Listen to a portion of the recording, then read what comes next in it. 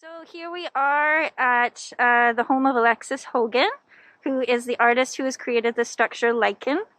And this is where we're located right now is on the territory of the Sauk and Chiana Nations.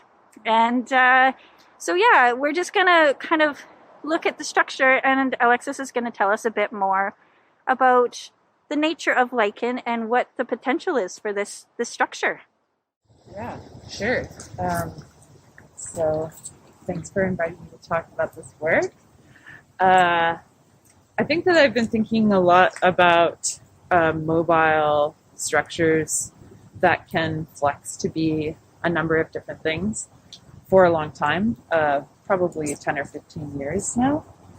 And a couple of years ago, I was having a conversation with Michelle when I was leaving the arts collective that I was a part of, and she asked me, well, what's next? And I said, well, I've been thinking about building a mobile gallery space or programming space. And she said, let's talk. And I said, yeah, anytime. That's great. Let's talk. And I think one of the things that I've been most curious about is what a space can offer beyond the realm of the sort of four white walls, and like to what it would be like if I was able to work on a space that could flex to meet different needs. And thus Lichen was born. And so this project has been a collaboration, I think, between quite a few different people, both myself and my relationship with the folks at the gallery, like Nicole and Michelle, and also the team that helped me to really actualize this project. So Craig Turney, who's an incredible carpenter, Josh Genda, who's also an incredible carpenter, Jesse Campbell, who's just lots of brute strength and good comedic material, and also people that were a part of the advisory committee. I think in the past I've been involved in lots of different situations that really could have used an advisory committee. And so I thought, why not ask people that I'm in sort of deep, trusting relationships with to help me visualize and problematize a project like this. So I invited a few people to share some food and time and space and help me think through what a project like Lichen could look like. And that includes my cousin, Dr. Billie Allen, and her partner, Dr. Rhonda Hackett, my close friend and colleague, Chris Dufour, my friend, Claire Pepper, Kim Smith, Megan Quigley, Estraven Lupino Smith, and I feel like I'm missing a couple of people. My apologies. But basically we sort of sat around a table and talked about a mobile structure, one that could flex to meet different needs, and what it means to be able to do that kind of work. And they had a lot of really important questions that are sort of embedded in how I hope to interact with people through this space. One of those questions was like, how do you make this accessible? And even like at first sort of sight, as you'll see in the 360, this project doesn't look like it meets a lot of access needs, but we designed it so that it could flex to be able to meet those needs.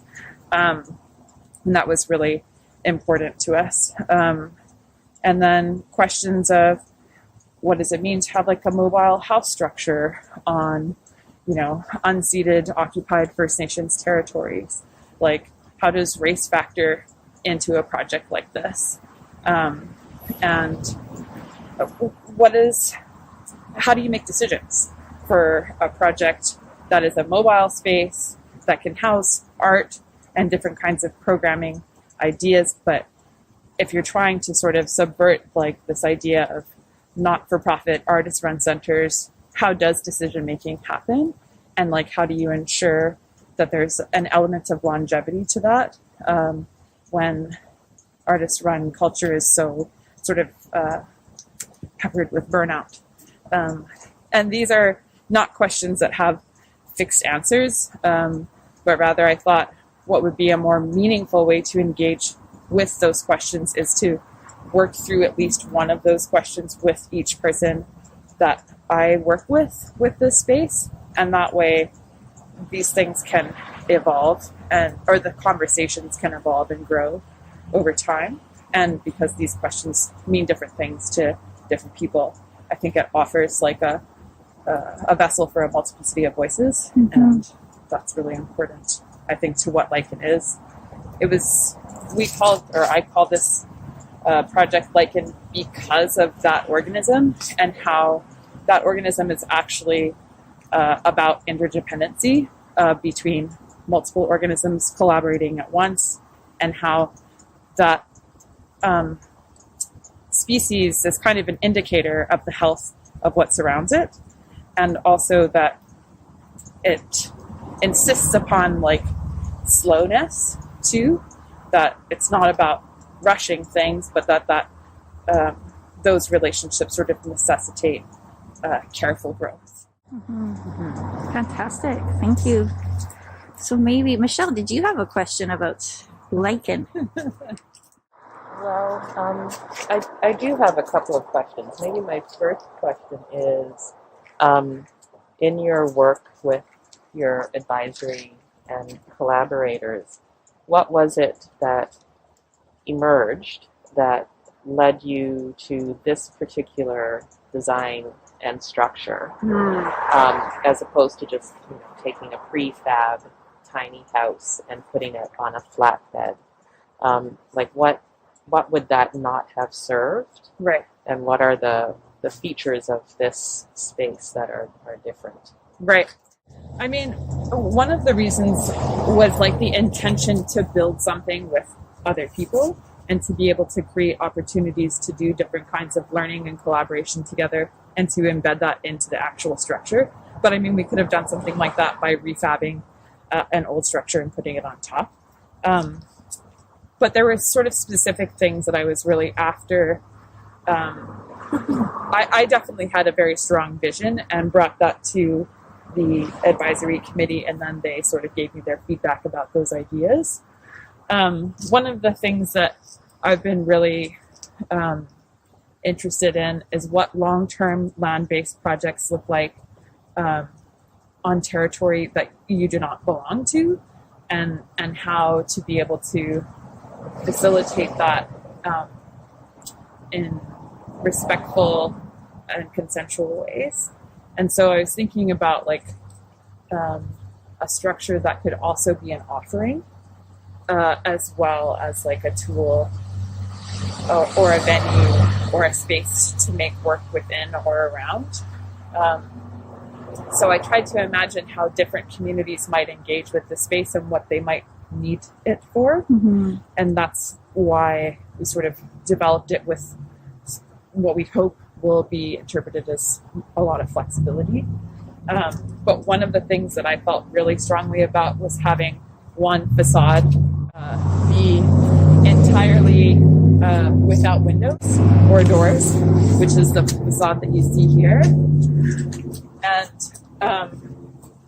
it seems to almost maybe be a poor design choice to the uninitiated, but I was really interested in creating a space that could have a working wall. So atop the highest edge and down here along the bottom are large eyelets that you can fix quite large pieces of work to, or like gray screens for projections. And so I am very keen on working in ways that call people into a sense of place and then help to sort of develop their relationship to that place through ephemeral work. And I just imagined that a facade like this could either house large pieces or create the sort of venue for outdoor interaction, whether that's like a film screening or what have you. And in a way, it was kind of a prescient move considering our current context and the need to be able to do things outdoors and from a distance, it actually is quite the asset to this piece right now. Right. Another thing that I've been interested in is like for long-term land-based work, whether that's myself or other people who are working with the space, is to ensure that the space could be as independent as possible. And so it's equipped with solar, and that's what this is here, is the battery box. And we worked with a contractor to get the solar installed. We don't have like crazy amounts of appliance, like we're not running toaster ovens in this thing, but you can charge a few different devices and run track lighting and so on and so forth. But I was really curious about how to be able to be as self-sufficient and self-contained for work or collaborations or projects that might need to be off-grid. Should we have a look inside? Yes.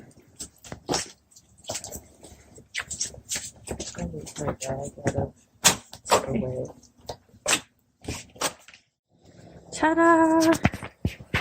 So this is the interior. Here, I'll climb on it. So if you'll follow me inside.